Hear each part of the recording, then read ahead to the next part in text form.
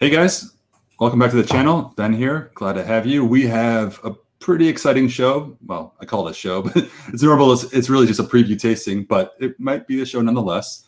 Scheduled for you tonight. I'm going to be joined by, well, someone you know very well, our favorite New Yorker, Tom Smith, and a couple of special guests as well. Tonight, as you can tell by the caption below, is a preview tasting of a few different American whiskey casks we'll be releasing to society members tomorrow at 1 o'clock Eastern. So this is the first time I think many of us have seen these whiskeys. And while I will admit this time, tasted them in advance, it's really kind of becoming familiar for the first time as well. So with that said, let me just bring out, first of all, a guy you all know, Mr. Smith. Welcome. Hey, welcome, Ben, how you doing, man? Tom, I think since we last saw you just a few days ago, the wall's getting a little stacked. The samples back there behind you, those bottles are filling in quite nicely. Yeah, it's a good listen, man. It's a good problem to have. It's not a bad thing. Plenty to sedate several people in my life with. So yeah. Well, it wouldn't be a live stream without talking about our backgrounds first. As you guys notice, I have officially moved out of the office. I'm in the process of moving. I'm awkwardly like in this guest bedroom in my house, so lighting's kind of weird. Hope it sounds okay. No whiskey behind me. Kind of a dark and dingy place to drink a whiskey, which is kind of. I will carry the torch for us both. Don't worry. I got plenty. Yeah. So just want to say welcome to everybody so far. Yeah, it's going to be interesting, Tom. I mean, I think these whiskeys, as you guys know, Tom is responsible for curating the selection of whiskeys for society members in the U.S. Pretty excited for what we have. I mean, we're going to reveal these, of course, for the first time, but overall.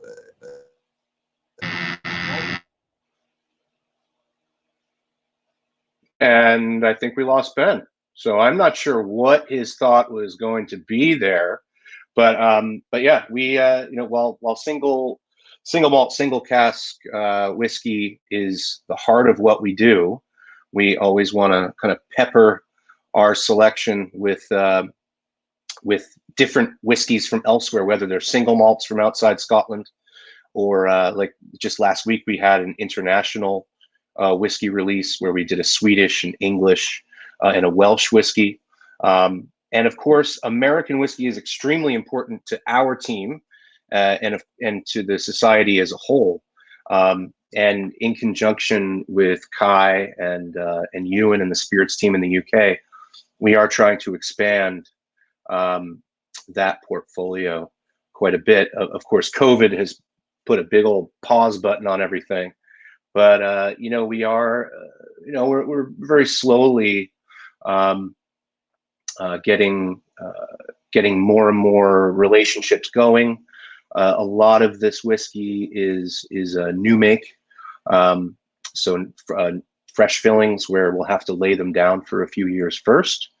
But yeah, we're very excited about what's to come, and we're starting with a few really cool whiskeys. This is our first American whiskey release of 2021.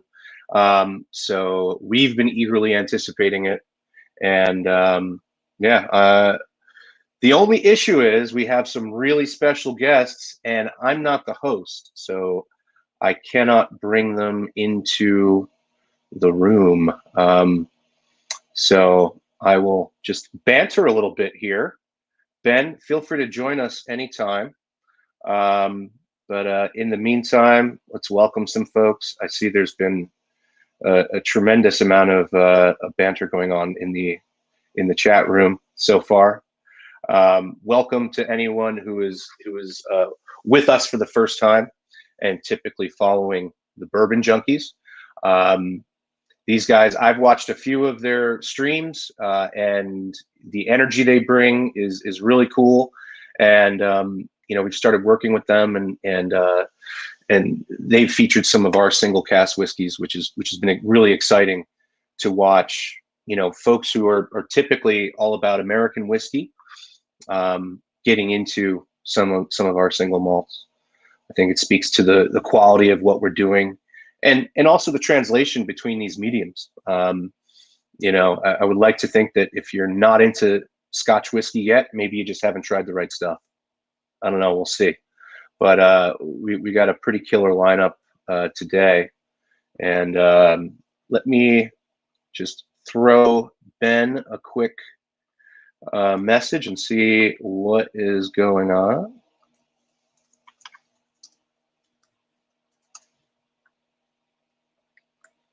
And hopefully we'll have our friends from Bourbon Junkies in the room in just a minute or two. Hey, there you are, guys. I figured I'd talk and chat for a little bit until Ben got his situation sorted out. So awesome. So, ladies and gentlemen, please welcome the Bourbon Junkies. Gents, would you introduce yourself, please?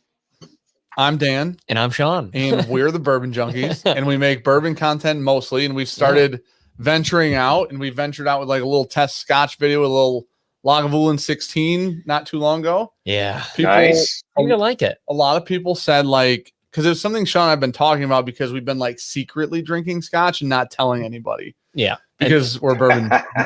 Yeah. And then we got on the Octomore, and that was life-changing for us. So Octomore will blow it open for you. Right. Yeah. I went from like peated whiskey's terrible to like I need to buy every Octomore I can find now. So well, each one is a little different, and those ppms are like through the roof. So I'm not even sure what the human palate can, if the human palate can perceive all of those phenols, but that's fun for marketing, and everyone in there, enjoying it. Yeah. Right on. So, but needless to say, obviously we actually reached out because we'd heard nothing but good things about what you guys were doing. And one of our good buddies who works with you guys and loves your guys' products, Jeremy, he was telling us how great you guys were.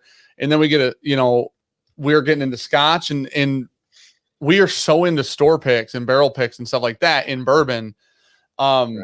And then we figured out like how your guys' system worked. And it's like, store pick Scotch. They're doing barrel picks, but they don't proof it down. And then they're doing barrel picks, and it so all these experiences are new. So dude, it's just like a collector's dream. And then you eventually don't have enough money to buy all of the bottles anymore. And so on and so forth. Right. Yep. Sure. But, so there's always mortgaging, you can true. Refinancing and rates are low.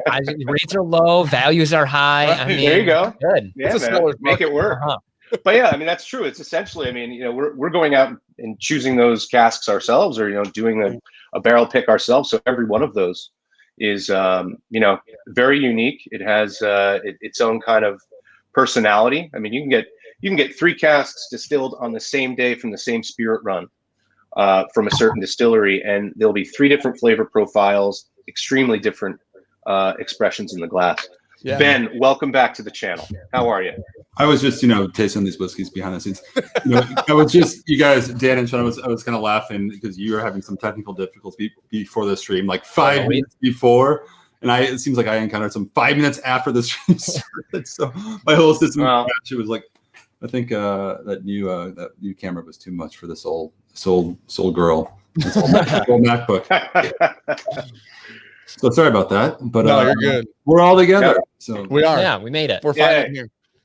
So I thought I'd have to start filibustering or something. I mean, what are you're talking about? Just obviously introductions, but I'm curious. Something that Tom and I have been talking. Just is about obviously from malt whiskey background. I think is just the interest in bourbon overall and American whiskey, and the appetite amongst like our members has been going through the roof. I mean, because Tom, you tell me maybe our first American cask were quite a few years ago, but I remember like 2 or 3 years ago, we had some bourbons out there, and I think some members were intrigued. Some question, wow, bourbon, like that's really kind of off-brand in a way, but kind of keeping the sort of spirit of discovering all spirits. We went back and maybe a year later had another one, and it didn't last more than I feel like minutes. So the appetite has really grown for bourbon, particularly. Yeah, for sure. Are you guys seeing the same thing kind of on the bourbon side? Was it when it comes to malt whiskey or Scotch whiskey? Or I'm just kind of curious from you guys have been getting into it lately. Yeah, that's because no one can buy any bourbon. Everyone's bought it all, so you might as well start buying Scotch. That's on the shelf. So, well, I think realistically, what happens is like it's funny because one of our buddies ran a poll on his YouTube channel, and it was like, how many of you guys who would consider yourself like collectors and drinkers used to collect like baseball cards or something like that, right? And it was damn near everybody, right? And so whiskey turns into, even if you're drinking, it turns into like a collection thing. Like I need to try every one. Very adult baseball cards. Right. And it's like everything's different. I need to try all of it because what if this is why like FOMO is a thing, right? Like as soon as you see a new release, you're like, what if that's the best whiskey anyone's ever made immediately? And then it might be. Inevitably, it's usually not, but a lot of times it's a new experience that you can enjoy, right? So I think what's happening is I think if people can get over on both sides, if people can get over the mentality of one is just drastically better than the other and it's black and white, I think if people get past that, there's so much to offer on both sides and there's different experiences entirely on both sides. There's a flavor profile that exists in both worlds for everyone. Yeah, several. Yeah. I mean, I think being all Americans, it's, I'm in Chicago myself, which is 5 hours drive from Kentucky, sort of the heart of bourbon country, as you would say. Yeah. And so I've been always around it, but it does seem like historically people have been sort of in one camp or the other and really quick to argue if one is better than the other. And I mean, maybe we'll come back to this at the end after we taste through all these different whiskeys. After we get all hopped up, we'll all get on our soapboxes and start yelling at each other. So anyway, guys, apologize for the sort of technical difficulties. I dropped off, and David Cooper in the chat is kind of said technical difficulties before the stream. Sounds like the BJ's. A lot of good banter going back and forth. You guys certainly have a reputation. So yeah, again, so all these whiskeys that we're to have, and I'll go out and say there are 3 that we'll be tasting this evening. All 3 of these will be released tomorrow at 1 p.m. To U.S. members at smwsa.com. You can also call our member services team and place an order over the phone. However, I don't know. Sometimes there are limited number of bottles for each one, being all single cask or single barrel, as you'd call them in the U.S. So log in your accounts at 1 p.m. Eastern tomorrow, and you want to just get into one. So what we'll be doing is we'll be tasting these as we normally do in our preview tastings. We've just uncorked the bottles.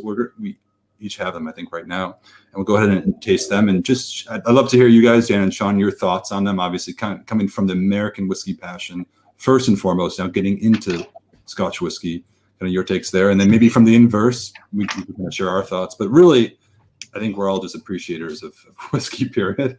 Yeah, that's what matters first. Tom, because you are the man responsible for choosing all the whiskeys that come into this lovely country, I'll let you kick it off with the first one. Sure. So let me just get right to it. We're gonna start with a bourbon, aren't we? Is that right, Ben? Do you want to start with a bourbon? Let's rip it. I'm in. All right. Sounds good. So this is I'm still not good at holding this up to the goddamn camera. There we are. Cask B 3.8. Please roll. Oh, you got it going. Breakfast of Champions. This is an American bourbon, straight whiskey. So for those of you who are joining us for the first time, Cask B 3.8. B3 is the distillery. So that's never going to change. All of these casks that we purchase from this particular distillery will always say B3. And then this is the 8th cask that we've released from them. So yeah, this is a distillery actually out of Little Rock, Arkansas. When I saw this whiskey, I had never worked with it. So just very quickly, guys, I've been in wine and spirits retail for about 20 years in New York City, and oh boy, there were beautiful times when I was getting cases of Pappies and antique collections. You just throw it all around and sell it for $75. It was a beautiful time. 2007, 2008. Yeah, I remember it well. Those days are long gone. I had never sold this product, which was surprising to me, even more surprising when I first tasted B 3.2. I thought it was fantastic. So great distillery down in Little Rock. This gentleman, Phil, started it in 2010. He was coming from corporate and got fed up with it and just said he always wanted to make whiskey, make bourbon specifically. And he started in 2010. And to help him kind of get things set up, get his stills set up and everything, he employed the talents of Dave Pickerel, who I'm sure many folks know from Maker's Mark, Whistle Pig, Hill Rock in upstate New York, if you followed him that long. But yeah, so Dave set him up, and after a few months of kind of getting things going for him, off Phil went. And these days he's making some clear spirits, making bourbon, rye, single malt. Yes, double distilled. All of his bourbons are double distilled. And there was one other thing, char number 4. And as far as the single malt that he uses, the malt rather he uses for his single malts and for his small mash bills in the recipe is from out of state. But the corn and rye that he uses for all of his bottlings are grown within 125 miles, I think, of the distillery. So all Arkansas grains there. So mostly grain to glass for sure. And some pretty good stuff. So why don't we get into this breakfast of champions? Yeah, sounds good. I like that name. Has a fantastic. So yeah, this is. I mean, you have this. Everybody has the stats up there, but 5 years old, all in New American Oak Char barrel, char number 4, and clearly, it shows. We're used to tasting ex-bourbon single malts that have a fraction of this color. It's funny because when we poured this, Sean was like, "Whoa, that's dark," and I was like, "I know we're used to out of these bottles, we're used to pouring a Scotch, and often the Scotches aren't anywhere near as dark." So, yeah, we usually sit here and say, "Yeah, it's like a dark Chardonnay," like a Chardonnay. Looks like bourbon. Looks like bourbon. All right. Okay, so Tom, you help curate everything, right? Do you help with the naming? Sometimes. Okay, the name is on point. That's why I asked. Because we have a little thing to deal with called the federal government of the United States of America, and they won't let us put anything we want on the label. So sometimes the UK will come up with something, and I might tweak it a little bit. Just a minor change. So so I'll help a little bit there, but mostly it's our tasting panel who's naming all of these. So those samples go over to our tasting panel in Edinburgh, and they'll taste through these whiskeys and decide first of all if it's ready to go. Sure. And second of all, they'll through their nosing tasting neat, then adding some water and repeating, they'll figure out, they'll kind of pull out those aromas and flavors that they're getting. Certainly a lot of artistic license. We all taste to our own palate. So it's really, nobody's wrong, right. but usually you get some really colorful language and a lot of things to unpack in these whiskeys. Man. Yeah. I would say it's like a cinnamon waffle served right on an oak table. Nice. And now all I'm getting is cinnamon waffles. The cinnamon note is so prevalent. I guess, yeah. Dan, you mentioned the name being spot on for breakfast of champions. What is it about it that sort of evokes breakfast or makes you think of that? So there's Sean and I, right, wrong, or otherwise, have our own terminology for a lot of notes that we often get, and we don't have a better way to explain them, right? So a lot of times we'll say something's really breakfasty, meaning syrupy or rich or a little maybe a little bready, bready or fatty or something, very rich. Overwhelmingly rich, full of flavor, like a flavor bomb, basically. The cinnamon with the breadiness that's on this, also with how rich it is, reminds me of a syrup and a waffle and a butter. You know what I mean? Something like that. And I'm getting a bunch of blueberry pancake now. Think about that. I just read the label and it said there was blueberry muffins. I was like, oh, that's what it is. That makes sense. Okay. I was thinking grape jelly, but blueberries sounds way better. Yeah. I was going oatmeal raisin cookie almost, but it's warmed up. Oh, we're fresh out the oven type situation here. Get down with that. Absolutely. The oatmeal raisin is spot on. You have that kind of oaty grain character. The grain's coming through, the barrel's coming through. Great barrel spice. Yeah. Quick notes. Quick notes, everybody in the chat. I've updated the scrolling ticker just to show the ABV. This is 60.2%. It drinks like that. Yeah, it does. Definitely got a little kick behind her. All right. Well, cheers, boys. Nice to have you. Hey, thanks for having us on.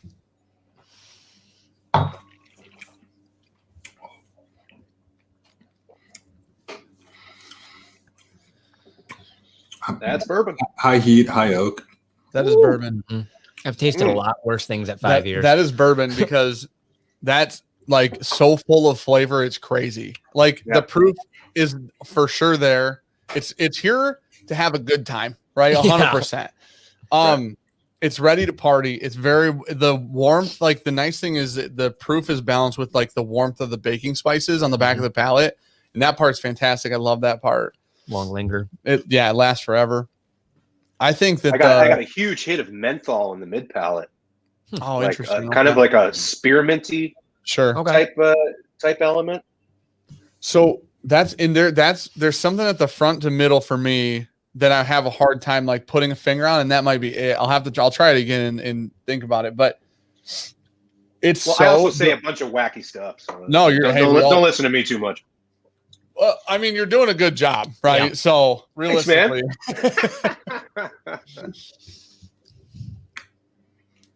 yeah, man, I think it drinks like 60.2%. It's definitely packs a punch. It's it wakes you up. I'm kind of like cheating, looking ahead at some of the ABVs, and I guess we're not even at our highest point yet. But yeah, man, this is. I did see a comment about where was it? Comment from B Love. Can't imagine 5-year-old Arkansas bourbon is gonna be good. That is. You'd be surprised. Yeah. Someone who can't imagine. I would just think. Well, listen. Theoretically, I might agree with them, but yeah, I've never had anything from Arkansas. I don't think so. But yeah, the proof is in the pudding, so to speak, here, or the breakfast. Yeah, I think it's important to point out too. Like as a Scotch Malt Whisky Society, just the general approach to spirits is to find those that are unique. Find the single casks that are unique, that stand out. So oftentimes that's breaking, I think, general convention as to what you would expect, like what it would be like on paper. I think that's what we're trying to do. It's things that probably would surprise and delight in different ways than you would expect. So, I mean, this is pretty bold. This is different than Tom. This is different than our typical chat. Sure. So it's funny because how we generally handle whiskey often, especially on live streams, is probably relatively abrasive, might be the correct word for it. But it's blunt and it's how we feel, right? Yeah. So the funny thing is often we've had a lot of 4 and 5 year whiskeys that have been extremely grain forward, like all corn, like very like dust, like corn dust, like feed dust. Yeah. And then the unfortunate part about that is like that's especially because craft prices are usually high too, right? A lot of craft bourbon isn't cheap. So when you have like craft bourbon and all you get is sweet corn on it, you're like, what? And it's a lower proof often. It's like, I just paid the same amount as I could have for a great bottle I know was good. And it's funny because before we started the stream, I said it was interesting because before I opened this, I saw the 5 and I saw Arkansas. I'm like, never had Arkansas bourbon ever. And my expectations were like B-Love just said, he's like, I can't imagine it's good. But the funny thing is what's starting to happen is craft distilleries or distilleries in general are getting really good at making younger whiskey taste really good. Right. We've done a handful of barrel picks for our community that have been 5 years old. I was gonna say we just sourced a 4-year one, right? And they've been fantastic. Yeah. People are getting really good at figuring out how to make. The smaller distilleries are getting really good at figuring out how to make 4-year whiskey, 5-year whiskey, 6-year whiskey be fantastic. Yeah, and much like you guys are vetting these, when you're doing a barrel pick for your group, you guys are, I'm assuming, being sent samples. Maybe in non-COVID times or pre-COVID times, you could go to the distillery and taste out of the barrel. Yeah, that's probably a little cooler. But these days, you're probably getting samples, and you choose the whiskey, right? So in a similar vein, that's what our tasting panel is there for. Right. I mean, if it's a 4-year-old Arkansas bourbon that tastes like shit, it's not going to make it to our members. It's just not going to make it. So that's what's great for the society members is that they essentially have a team of industry professionals vetting every single cask that comes through. So on top of that, it's nice. It should give them a bit more confidence. Well, and on top of that, you guys haven't done as well as you're doing because you weren't picking good barrels and putting them out at the right time. Yeah, there's no reason for you guys to put out a bad bottle just to sell it. Right. That's not the point of the whole thing. It's very interesting. This has so much baking spices on it that the more I drink it, the more I'm getting like the bready baking spice. Mm-hmm. And it reminds me, off the top of my head, I know they're not the same, but it reminds me of something that we've picked. Mm-hmm. And I wasn't gonna say it. We called it. We put bread in the name of the pick. Yeah, because it was very bready and very baking spicy and very like warm. Right, the warmth is there, and it's not just proof warmth. It's warmth from the flavor of the whiskey itself. Yeah, quick shout out. I just kind of trying to monitor the comments too. First of all, welcome everybody. Appreciate you guys tuning in. Some comments. There's a lot of inside jokes about junk. I think maybe your subscribers who have commented are pretty stoked right now. I think a lot of people are poking fun at you. I think in funny ways. But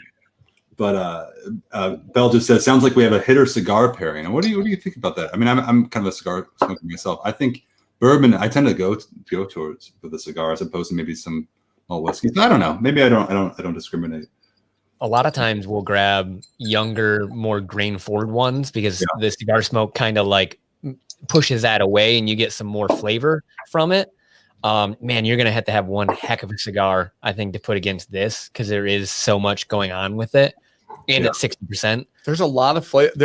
Like the amount of there. I don't have a better way to describe this than a flavor bomb. There's no flat spot in the whiskey whatsoever. Yeah. From the beginning to the end to the very long finger, like lingering finish.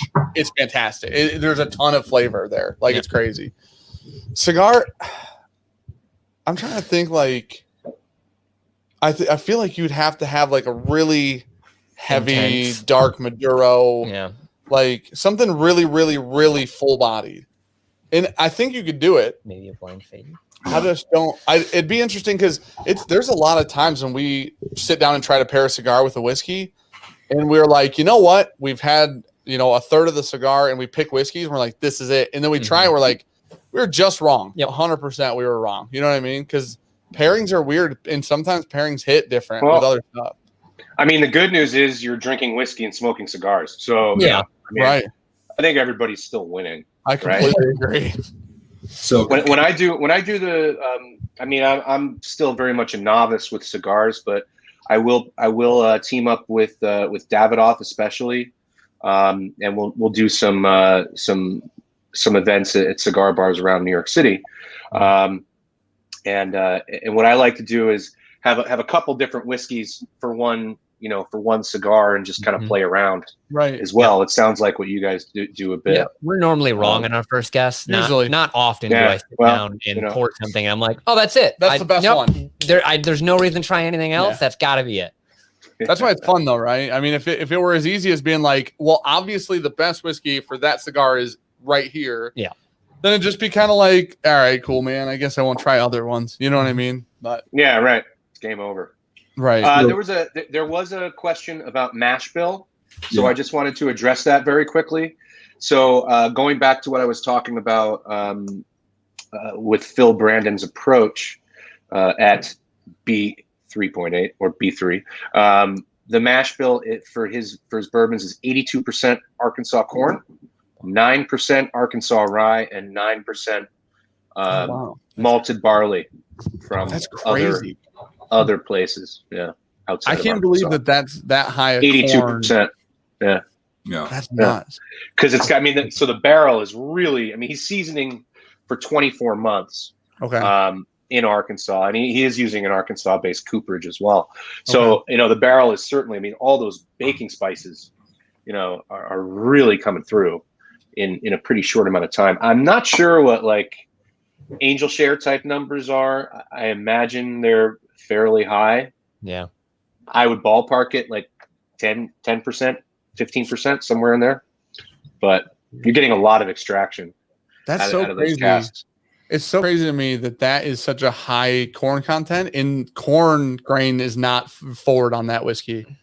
Like the baking spice that's there. I would have guessed way higher rye. Yeah, it's and it's the nice thing. I like that I'm sure it's partially the 9% barley, but it's like really viscous. It's not a really thin whiskey. It's not super drying.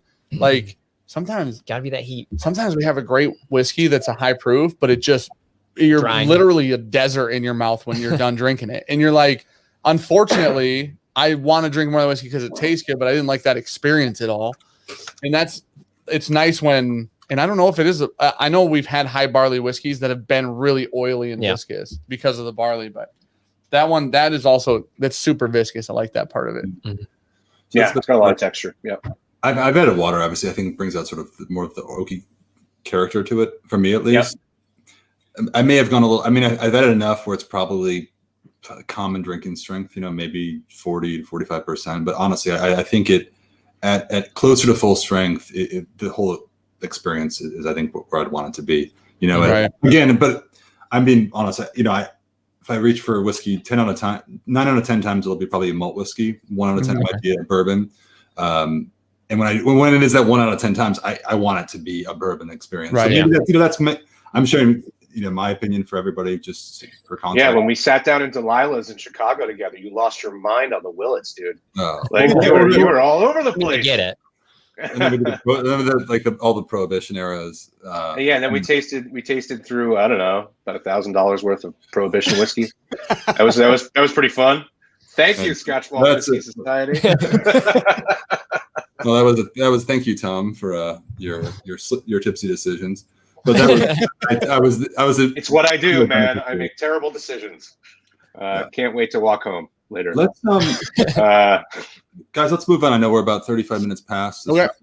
I think we did the fashionably late start for our esteemed guests here to the standpoint, but then I had the meltdown of my camera, that 4K camera that this 5-year-old man. Hell of a bourbon. Yeah, definitely. Sounds good. It's real good. Let's pull this one off. And Tom, where are we going after this? We got 2 more to go. After this, we are going to a location that's maybe half a mile from where I'm sitting right now in Williamsburg, Brooklyn, in the city of New York. This is RW3, and it's the second cask we're releasing from these guys. So, So this is an American rye whiskey. It is a straight rye whiskey, and entitled Brooklyn Apple Pie. 4 years old, so it spent 3 years in a new American oak charred barrel. The last year, the contents were transferred into an Applejack barrel. That's okay. That's why Applejack. I was like, dude, this scene's finished. So yeah, it is finished for sure. Okay. And that's there are some cool things. Are you beer guys at all? Are you into beer? In the past, I tried to lose weight and I can't drink beer, so this is my problem. Yeah, I hear you. Okay, you know what I mean. We used to be really into beer, into craft beer, and then we got into whiskey. So then we kind of fell out of craft beer a little bit, and now I still really like drinking good craft beer a lot. But I wouldn't say that we go search for it or anything. We're like not that. actively. Okay. Well, did you ever hear? Did you ever hear of a barrel-aged beer out of Brooklyn Brewery called Black Ops? That never crossed your... No? Okay. No. Anyway, it's a really dank, intense, porter style barrel-aged beer. And these guys, this distillery also does a little bit of finishing in those barrels as well. So a lot of symbiosis between the different breweries and distilleries around New York and whatnot. But anyway, this distillery was founded in 2011, I want to say, and who now is a good buddy of mine, Alan Katz. So I first saw Alan at Tales of the Cocktail back in those glory days of endless amounts of amazing bourbon and single malt. And I watched him do a seminar on the history of rye whiskey in America. And, it was just it was certainly eye-opening for a spirits director to get that kind of detail. And anyway, fast forward a few years later, and he started his own distillery. Of course, like most new distilleries, you're peddling your clear spirits first, pay the bills while your whiskey is resting. So at this distillery, I'm sorry we can't say the name. It's a little freaking strange, but he does 100% New York grown rye. That's the only thing he works with. As far as bottling. I mean, there is a mash bill. He's working with other grains also grown in New York State, upstate New York and the Finger Lakes. But as far as a bottling, they only do rye whiskey and gin, and that's it. Oh, okay. Yeah. So a couple of cool gins. They have more of like a London style Dorothy. It's called Dorothy Parker gin, and then a Navy strength gin as well. Both awesome, but the ryes are fantastic and they're well priced. I mean, you're looking at a 4 to 6 year old rye for about $45 a bottle. So that's pretty nice. So he's working exclusively with New York rye. They actually have about 40 to 50 acres of this heirloom variety that they're going to get into soon. But a lot of exciting things happening with them, and I think just solid rye whiskey. For this particular cask, this was one of the last casks that they always wanted to do a high rye kind of expression. So this is one of the last casks at 72% rye with 16% corn and 12% more malted barley. The year after this was distilled, they went to 75% rye. So kind of, looking, always trying to be opportunistic about, ways to set themselves apart going forward, but also kind of hearkening back to a style that's probably more reminiscent of the 19th century than today. So that's a quick rundown. If you're only going to make gin and rye, then you have to do them both really well. And what's what's Navy strength? I've never heard Navy strength. Yeah. So Navy strength gin. They used to, the British Navy used to carry around their gin, and all the soldiers would get a certain ration of gin, and they wanted to make sure that the gin was a high enough proof that if, God forbid, they hit rocky seas and the gin spills out all over the gunpowder can still light. So, so that's where Navy strength came from. That's the best term ever. Yeah, so it's, I like it. You're looking at at least 100 proof there. Okay. So it makes a killer martini. If you want like an express mail gin and tonic to just get you there quicker, that'll do it too. So yeah, but the ryes these guys are making are fantastic and very much under the radar, and I think that's the way they want it. They're very happy to put out a little bit of whiskey and do it very, very well, and so when we get into this, it smells amazing. Yeah, it's super sweet. It's herbal, really good. Sorry, Ben. What? Just to kind of elaborate the Navy strength, I know it's more commonly used with rum. You'll see a lot of Navy strength rum, of course. Spirit.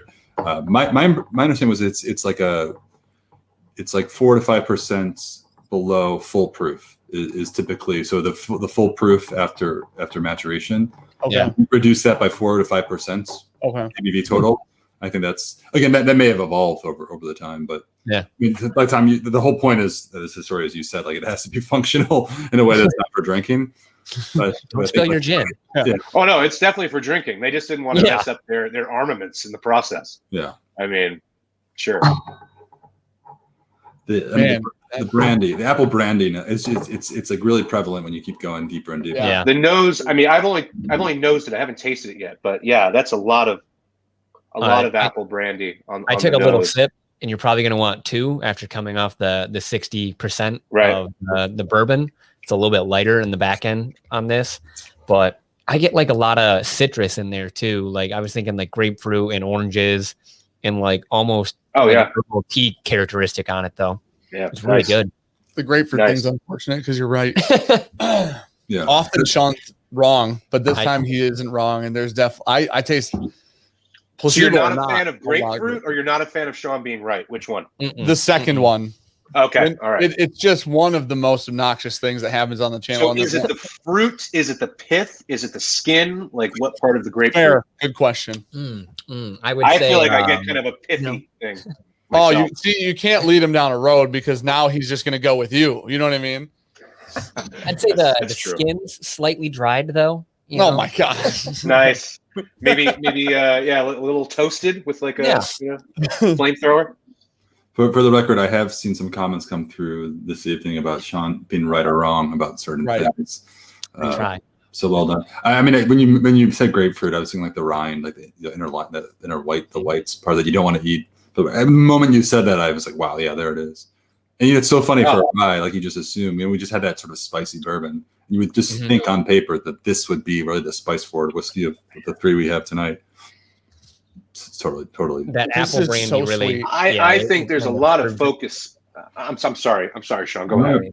Go ahead. No. I was just gonna say the Applejack is like, it really curves that spiciness really well and turns it into a really good rich sweetness. Yeah, it's so good. I was just gonna say that the spice is certainly subtler than a 60% bourbon, but it's persistent. It's focused and it's persistent and extremely elegant. To me, this is like a total fall time dram. Like, it's not just like the baked apple pie, but it's like, walking through an apple orchard, getting the hot cider afterwards and those donuts. And I mean, that's pretty elegant stuff. I think I like this more than the this is dessert on Thanksgiving type. Like this is, it's so, the thing is it's interesting that it was finished in an Applejack barrel because of the amount of citrus that exists that's still in the whiskey, along with like an apple sweetness. There's plenty. Yeah. I love, we have a Calvados finish rye over there, and I love that rye so much. And when I read the tasting notes in this earlier, I didn't even read the fact that it had been finished in an Applejack barrel. And then I smelt it. And I'm like, oh my gosh, it smells amazing. It tastes, the grapefruit's so obnoxious because it's the most spot on. Like, it's unfortunately, it's such don't let come on. Don't let your relationship with Sean get in the way of this. No, the whiskey is great. The whiskey's great. But unfortunately, man, I want to start one of us something is like this with you. Every time you nail something, I'm going to be like, screw you, man. I guess it's now my bottle. Dan won't drink it. I will drink it. But unfortunately, I will now forever remember this is the bottle Sean nailed, like nail on the head with the tasting. I'm just going to get the paint pen and write grapefruit on it for you. This is super good. Yeah, and I mean, Calvados is certainly a different style apple brandy. I'm gonna go out on a limb and say that this is Laird's. Okay. Like a Laird's barrel. I mean, Laird's is produced in New Jersey, so not that far away from where this whiskey is being produced. I don't know for sure. I mean, I'm just assuming. But if you're looking at an American Applejack finished rye versus a Calvados finished rye, I mean, sure, Calvados, there's a lot more dimension, I think, to that kind of apple brandy. Sure. Just inherently, so more like kind of earthy, funky, like blue cheese kind of notes. I wonder if that expresses itself in the rye itself, the one you're talking about. But it's interesting because Chris Brown mentioned this a little bit earlier in chat, but basically the rye's aging versus like a bourbon aging that's corn forward, right? And this is 4 years old, and there aren't a ton of ultra aged ryes anyways for you just to go out and buy and drink. But if you have like an 8 to 10 year rye, or you have like a 4 to 6 year rye, the 4 to 6 year rye doesn't taste like the super grain forward, youthful, young thing often. In this, I'd say this hits right in the mark of, we love Willet 4 years. Those are fantastic ryes, off most of them.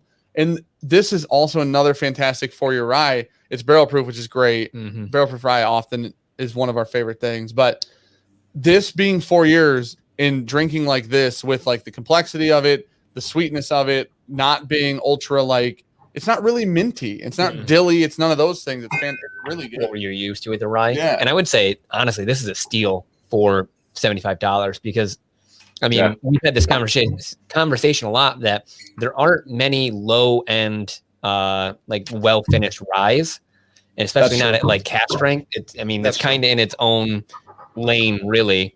And usually when you find them, they're expensive. So where this is at is kind of on its own island. That's really good. Great. I love that whiskey a lot. Cool. Yeah, I think it drinks well beyond 4 years for sure. Yeah, I agree. I think this one for me improves a little bit with like a little bit of water. Okay. Right now. I mean, for me personally, a few drops. I'm not adding water to that one. Oh, I'm just telling you it improved Perfect for me. Perfect neat. Okay. Yeah. I mean, I'll go back. I'll go back. We don't know what we don't know, but That's it's pretty amazing with the few drops. I like this. Oh. No, all right, fine. Twist my arm, Ben. Twist my arm. Yeah, Tom, you just want another season pour another dram before. No, I think it's spot on. I just think day. I think that sort of the layers sort of just became a bit more harmonious. Like it was sort of, it's not that it was disjointed, but it was kind of coming at you from all directions. That neat. I just like everything, like left and right, is bouncing around, and I love that because that's like just amplified complexity. A little bit of water just kind of smooth things out, and it just becomes more layered. And it's just well organized chaos, is what I'm hearing. Yeah, I wouldn't use the word disjointed with this whiskey at all. I think it's that's very well put together. I want to clarify. Yeah, when I say I'm not saying it was disjointed. I just think it's like coming at you from all different directions because there's so much going on. It's such a flavor explosion. Organized chaos, as Sean says. With a bit of water, I think it becomes. Yeah. Was that a head nod over there, Tom? Are you agreeing? Yeah. Yeah. Okay. It's very good with water. Yes. It's amazing. I can't believe I didn't add it 30 seconds ago. But now, considering I haven't eaten since 1 o'clock in the afternoon, I am feeling a little better, Ben. Thank you. Well, you can have the breakfast of you can have the breakfast of champions if you're that hungry. Had the breakfast of champions. Then we skipped to dessert, and now my rental office light just went out on me. Welcome to Brooklyn, baby. Yeah. Oh, that's great. Well, this that's good. Part, that's good stuff, man. Yeah, it is. So let's so we got one more this evening. Let's go ahead and pull that one up. I'm gonna pull that banner off. Quick note again, just a recap for anybody who's tuning in just more recently too. So these 3 whiskeys we're tasting this evening are being released to Scotch Malt Whisky Society of America members tomorrow at 1 o'clock Eastern time. So if you're not yet a member, just to reiterate, our whiskeys are available exclusively to members. Man, that Applejack rye at full proof is just like I'm struggling. Ben's having a stroke right now. Yeah, just me here in this awkward bedroom, just having that. We keep a stroke counter when we live stream normally, so don't worry about it. Anyway, if you guys would like the whiskeys, just as a reminder, they're available exclusively to members, so you can sign up for membership at smwsa.com. Everything's available on a first come first serve basis, so just be mindful that 1 o'clock Eastern time is when they drop. We'll be shooting an email out at that time as well. So just maybe you want to be a little quick to the draw if you can. I think we have a good number of these, but like everything being single cask, single barrel, they're limited. Yeah, but we are limiting to 1 bottle per member per each. Yeah. You know, if you hop on at 1 o'clock, there's a very good chance that you'll get something, and if you do miss out and you're absolutely devastated by it, just shoot us an email, and we'll see. I don't know. We'll figure something out for you. Don't worry. So, are any of these bottles going the other way? Are they going overseas at all, or are they all staying in the United States? The B 3.8 is a U.S. exclusive. There will be 48 or so bottles of the whiskey we have yet to taste going over to the UK, and there will be about 100 and so of the rye we just tasted going over to the UK, and that's for the UK and EU. So, you're talking about a few different countries there. They get to feel our pain now if they want something. Exactly, man. I mean, there was a point, like for instance, with Distillery 133, a single malt out in Seattle, Washington, who has essentially led the way qualitatively and otherwise for American single malt, where the society would purchase that cask, ship it over to the UK, bottle it there, and then ship it back. And by the time it got back here, something that should be $95 is now $145. Basically to absorb the cost of shipping and insurance and and that sort of stuff. So, it's great that a lot of these whiskeys these American whiskeys are staying here. So, the next one we're going to taste, we released prior, in past releases, and I want to say it's at least $40 or $50 more expensive than what it's going to be tomorrow, which makes me very, very happy. Right. Considering, right? I mean, these for the most part, the society in the UK is selling Scotch whiskey out their back door, as far as the cost of logistics is concerned. Right. And we have to spend a lot more to get it over here and get it for our members. So yeah, man, it's nice to see it go the other way once in a great while, even if it's only 3 casks. I digress, man. Sorry, I'm derailing things. No. A comment from Emil Oliver, who says, "You guys better talk about that $600 Scotch, please." I presume they're probably talking about that Volts Collection bottling. They are. Maybe we'll get to that at the end. We got one more whiskey to taste tonight. Is that Midnight Marmalade? Yeah. Unicorns. Yeah. Oh, I think I have some. Angel somewhere. Tears. We talked about it last night, and we said it's probably one of the best whiskeys in the hut. One of the best It's whiskeys. pretty good. Yeah, Tom and I tasted together here on the channel last week. Oh yeah. Boom. Yeah. Oh, you've drank a good amount of yours. I like that.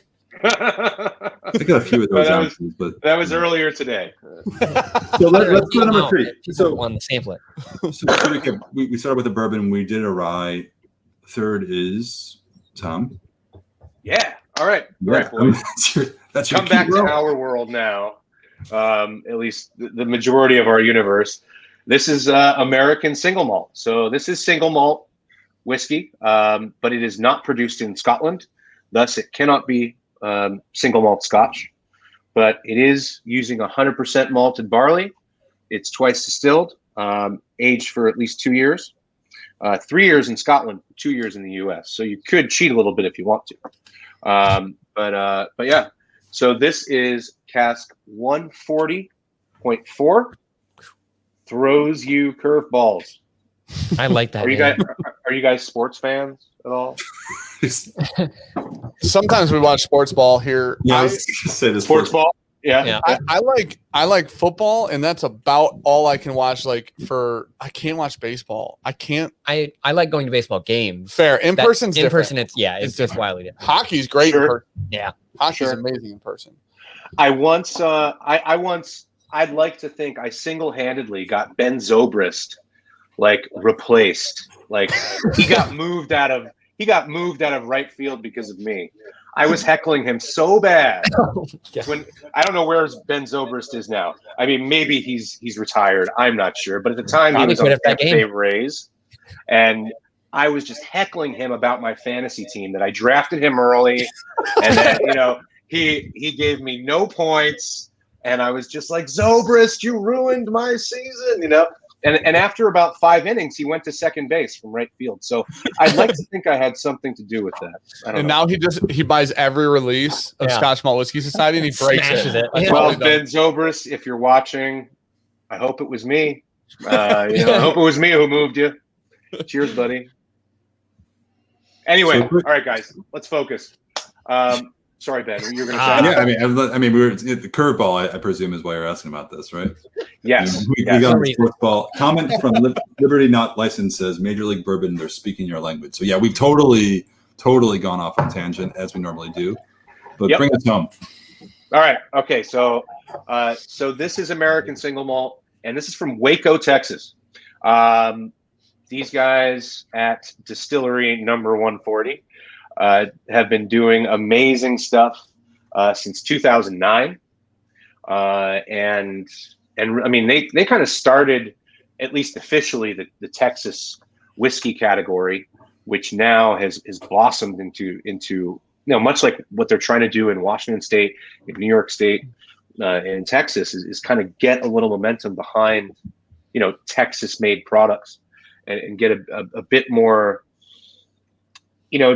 just like a bit more security in people purchasing these products and knowing that there's a certain level of quality involved. The American single malt movement is another kind of entity where they're trying to elevate the whole category of American single malts. And that's led by these guys and by Distillery Number 133. To those of you who are not members, that's Westland Distillery. So basically, these two are kind of leading the way for American single malt. Anyway, Waco, Texas, hot as hell down there, but I guess this was in February. This is one of the last events I did before actually COVID took hold. It was end of February of last year. I woke up at the hotel in Waco and it was 20 degrees out, man. So later that day, it was 80 degrees. So you're talking about crazy temperature swings. The angel share in this part of Central Texas is like 20% per year. So, I mean, they're not messing around with evaporation. So you're putting whiskeys in at different proofs, and almost always you're bottling a higher proof than you put in. And that's evidenced here today, 67.8. These dudes are coming out swinging. And so the barley they're using, 100% Golden Promise barley, which is at this point kind of a lost varietal, if you will. The yield just isn't it's not high enough to keep up with what folks are producing for the most part. So they're using different varietals. But if you speak to single malt whiskey experts, folks who've been in the game for a long time, like Jedi Masters, like Charlie McLean, for instance, they'll tell you that there is a certain thing about Golden Promise single malt barley that's just kind of head and shoulders above the rest. Anyway, these guys are bringing their barley in from Scotland, and it is this varietal that's really not used that much anymore. And distilling in a mash tun they got from Speyburn Distillery. They have some, it's all obviously pot still, but the swan neck on their second still is like crazy. I can't find a picture. I probably have a picture somewhere in my phone, but talk about like reflux and copper conversation, whatever you want to say. It's nuts. It just keeps going up and up and up. I mean, it's really wild. So these guys are making some great whiskeys. They're aging in all kinds of different barrels and just always pushing the envelope in a myriad amount of ways. And so I hope you like it. I mean, guys, you're fairly new to Scotch whiskey. I guess you said you've been kind of drinking whiskey, Scotch whiskey for a little while now, but secretly, privately. Yeah. Well, I'd love to get your thoughts on this American. That's wild. I keep putting, we had these covered. I keep putting the cover back on this glass because every time I put the cover on and I take the cover off and I smell it again, it is seriously like the richest, dark, like brown caramel. I was thinking it's like marshmallow fluff on like mesquite wood. Like it's got that like little funk of Texas in there, but it's not. But it's so sweet. I don't get as much Texas funk as I would expect out of 164 whatever 67.8 proof. Don't do the math. You do the math, Dan. No. 182 proof. We've proven several times we can't do math. Give or take a handful. You know what I mean? It's so weird to me because that like you get that punch of ethanol when you smell it, and then you drink it, and it like doesn't drink, like it's almost hazmat. Did I kick this up with 160 proof? Yeah. That's the alcohol. We're gonna scratch that. We're gonna scratch 135.6. I just did the quick math. Looking at it, 135.6. Why are we? Hey, Tom, listen. We shouldn't even be here. You doubting that? No, that he was smarter than us. Yeah, I know, but he's like he knows a lot about whiskey. Yeah. Also knows math. Come to find out. Yeah. But also a comment from Zachary Jones who says, "I could listen to Tom talk about whiskey all night." I didn't know anything earlier. I was just on the interwebs taking notes earlier today, man. I don't know nothing. Yeah, my mom was a math teacher, man. I don't know. Just to numbers. I mean, obviously it's kind of listed below on the ticker, but this is 4 years in New European oak, which is generally, I think, as a species, very different from American oak. Virgin American oak is going to produce a very different spirit than something that's going to age full term for 4 years in New European oak. Much more tannic, much spicier, and to me, it has like a very toasty, very raw sort of. Yeah, it feels like a toasted barrel almost. That sugary aspect of it. Listen, whether it was the French, if the French oak is the key to why this tastes and smells this way, then Texas needs to switch it up. Yeah. We're all running French oak in Texas from here on out for 4 years at that proof because holy cow, like this is easily top 2 favorite Texas whiskeys I've ever had. Yeah. The Bell Maria. Easily. Yeah. It's just easy right now. Cowboy bourbon, maybe. Nope. The teal wax. Yeah, Bell Maria. Okay, Bell Maria. I love that one. This literally, it's either this or that are the 2 best Texas whiskeys I've ever had. And we did an Iron Root pick once. I gotta nose it from like 2 inches away. Yeah, I think wow, 67.8%. Or wow. That's some serious heat, man. It's wild. That's some serious heat. I've been drinking cask strength everything for 5 years now, and like, I don't usually take a step back with much, but this I is. love it. I'm in love with this. Is a legitimate palate. Like this is a big, like ass kicking spicy palate.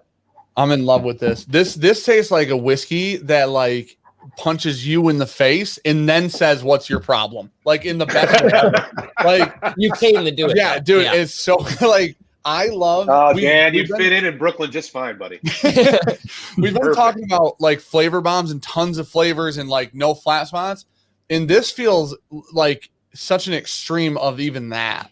It's very off the wall. Question from Tom R. Did water change it? I added a little bit, but I'm gonna add a little bit more just to see.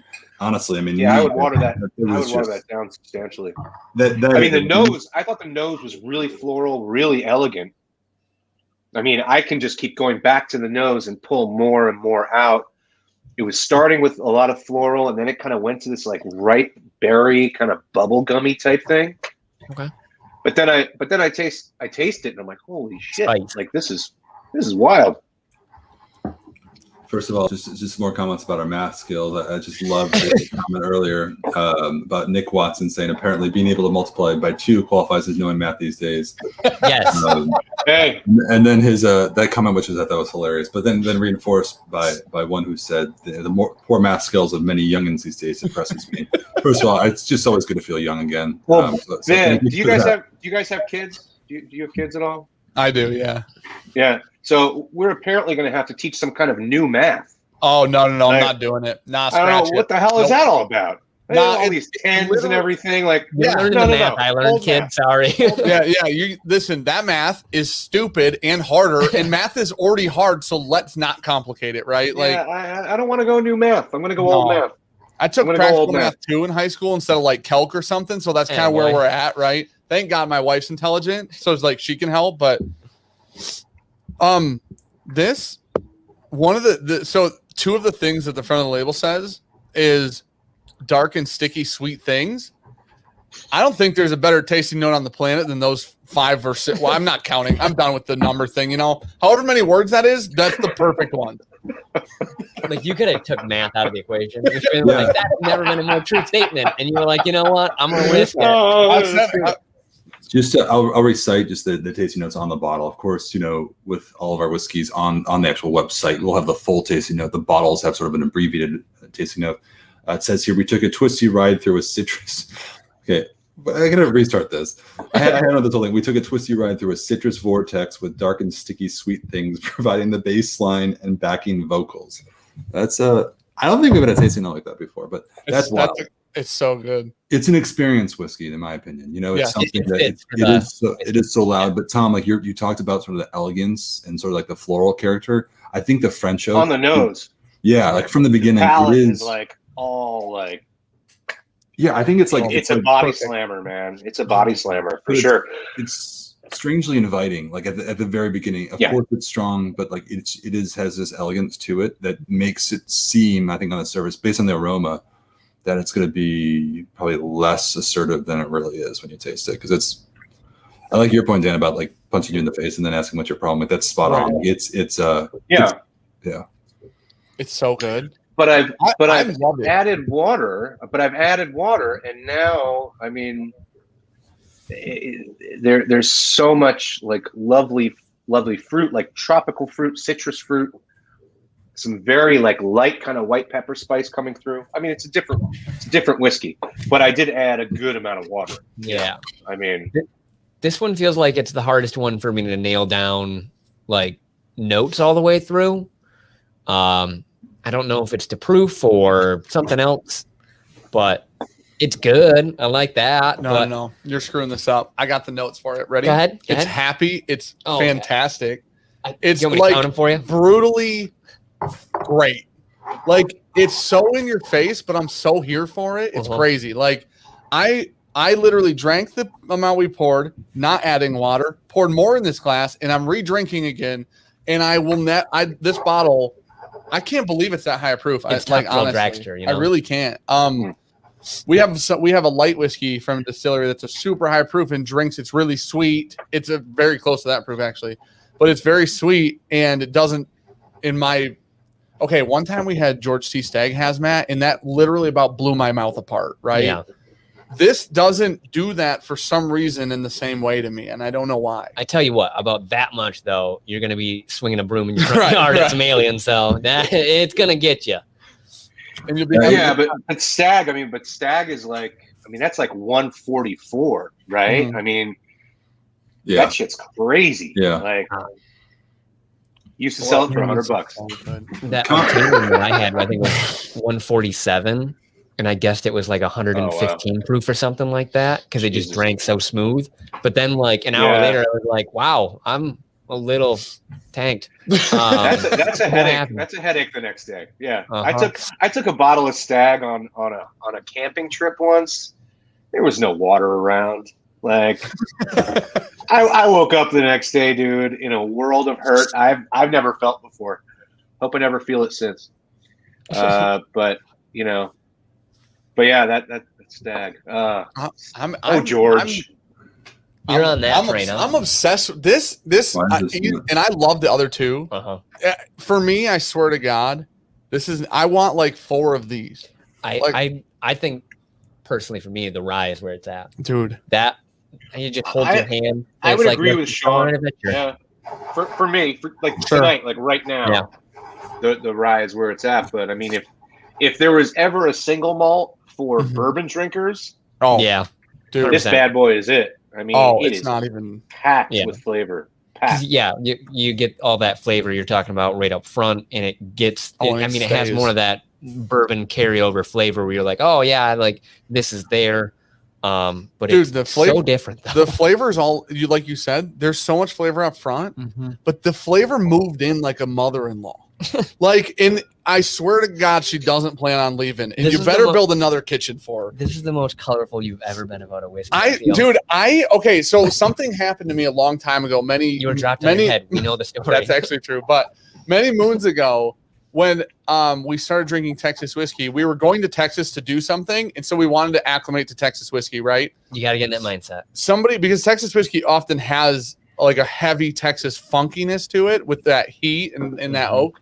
So somebody sent us a sample of, is it Garrison Brothers that makes Belmaria? Yeah. Okay.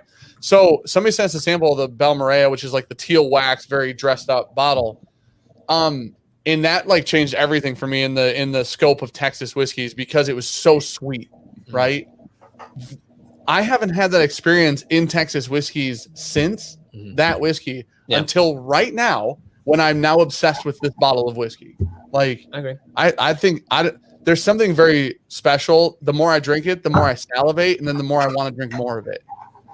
I don't know. It's very interesting. It's not. I usually am not a high proof guy, which is the weird part. I like a nice 110, 115 range often. This is so damn good, though. I don't know. This one. Listen, Sean will never see this bottle again. It's not a big deal. I'm going to take it in the house. You take that one. I'll take the rye. We're set. We don't typically get to 67% with whiskey. It's usually rum, right? It's usually some of the single cask rums that we're sourcing that get like way up there. Right. But yeah. A couple questions from the chat. One is, first of all, how does water change it? Which I don't think we've really clearly answered. And then, are there any chocolate notes from the French oak or European oak? We were presuming it's French, but again, it's specified as European oak. Any chocolate notes on that one? I say 100%. Finish, like you get that oil where you just eaten some chocolate and then you like swallow and you get that like oiliness in your mouth. It's a reason. It's a dark chocolate covered caramel, but the chocolate's almost, because of the dark chocolate, it's like almost like a bittersweet. Yeah, like a baker's chocolate thing. Yeah. That cocoa. Yeah. I mean, I'm getting more fruit than chocolate, but certainly With or without very bitter baker's chocolate type thing going on. Yeah. So how does water change it for you? Is the next question. Too. I mean, I don't remember. Well, I'll tell you now. I don't remember. We would have to find water. We're very ill prepared. Yeah, these guys don't do water. I have distilled water sitting here. I now have jars of distilled water, like strategically placed in all the places I taste whiskey, because we got to like clean bottles and stuff with toddlers. All right, but it's a real treat. Yeah.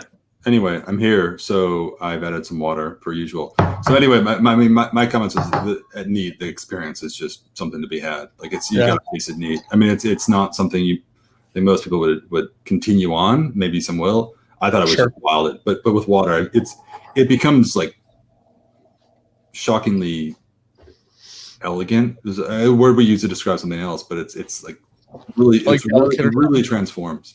Yeah, it's weird, man. We have so much Texas whiskey. We like some of it. We don't like some of it. Yeah. That seems very hit or miss. Texas. Yeah, for sure. Often that Texas funk is so overwhelming. I think that's the difference. And here it's not. And I don't know if it's because of the proof. What is this Texas funk you speak of? Okay. Like, I call it hot and fast oak. Yeah. Because it's really hot. That woodiness. It's really like raw wood. It's not like I don't feel like you get all the sugar sweetness out of the wood because it's not there for very long. It's too hot there. But it's like that mesquite wood is what I always get, like that spiciness from it. Like it's not often I find things that aren't in Texas. It's weird because like we've had like we've had like Iron Root and Garrison and Belcones and whatever, and known like they're just, the similarity is the Texas part, right? Yeah. Like, but the weird thing is, unlike maybe if there were 5 Michigan distilleries, there's not like a Michigan funk, right? Like some Michigan bourbon tastes like Kentucky bourbon. Some Michigan bourbon tastes like other whatever. Texas has like a whole thing about itself where across Texas profiled whiskeys, there's like a heat and an oak and a woodiness to it that doesn't often exist in other places. It's like they age it and it's 120 degrees out for a A while. lot, often. Yeah. Interesting. The only other place we've confused one other region with Texas, and it was Taiwan. Also very hot. Okay. That's well, you're talking about evaporation on a similar level, right? Yep. Yeah, because we did a blind series for an Advent calendar, and Dan, I guessed Texas whiskey, and Dan, I guessed Taiwanese. You guessed Taiwanese, and it was a Cavalon. Yep. And I was like, I mean, it's that hot fast oak, right? Yeah. Oh, that's right. Well, with water, Ben, actually, just very quickly, I get a lot more honeyed characteristic on it. I get a bit more baking spice as opposed to just like raw like heat from the alcohol. I added a lot of water though. I mean, I water down until that sting on the nose is gone. So it's with this particular whiskey, that's a lot of water. Yeah. Well, I mean, it's dang near hazmat, so. Listen, it's like 182 proof or something like that. Roughly, you know what I mean? in that. Something like that. Yeah. Something like that, give or take 20 or 30. Yep. But that's good shit. Coming from Jay Freak, saying that Texas is the Campbelltown of the states, which Campbelltown, I mean, in Scotland is known as sort of the funkiest sort of whiskey producer by far. I know you guys are doing your sort of deep dive into different regions of Scotland over the next few months. I think you'll see that one is producing whiskey that's really kind of out there, just in terms of style, for sure. So, well, that's pretty much. I know we want to keep it to an hour. We've gone over and really just. I could keep going. And Tom, you've been requested to talk about this talk about whiskey for 4 hours. So what are you going to do? You can go on. Well, it started in Pennsylvania. George Washington marched in with the soldiers, and everybody fled to Kentucky. End of story. Yeah. They're like, screw this. I'm not going to be taxed. Tom R says, we need to buy some bottles so Tom can pay his electric bill and keep the lights on. Yes, everyone. I got to tell you guys, COVID specials are not what they're cracked up to be. But it is a 10-minute walk from my apartment, so you can't beat that with a stick. Oh, that's fantastic. Yeah. Well, listen, guys, thank you for joining us, first of all, on this stream. It was a blast, so different than our normal tasting that we do. It's just great to have, different personalities on, different members sort of showing up. And obviously the support has been amazing. Hearing you guys talk about the whiskeys is always fun too. It's just great to have different perspectives on everything. Obviously coming from more of a bourbon American background, it's cool to have you guys, but also just different personalities, different takes on whiskey is really, I think, my opinion, what makes it fun. It's like we're all so different. Whiskey connects so many different walks of life, and it's just great to have those sort of shared experiences. So anyway, for everybody watching, thanks really for tuning in. Great showing tonight. Thanks for all the comments and everything. A lot of Bourbon Junkies fans here in the comments. A lot of comments I just are way over my head. I don't know what they're talking about, but I can appreciate a good inside joke, even though I'm on the outside of these. So right on, appreciate that. Yeah, and just say one more time. I have this ticker going across the banner here. Feel free to check out our website, smwsa.com, if you're interested in joining, becoming a member of the Scotch Malt Whisky Society.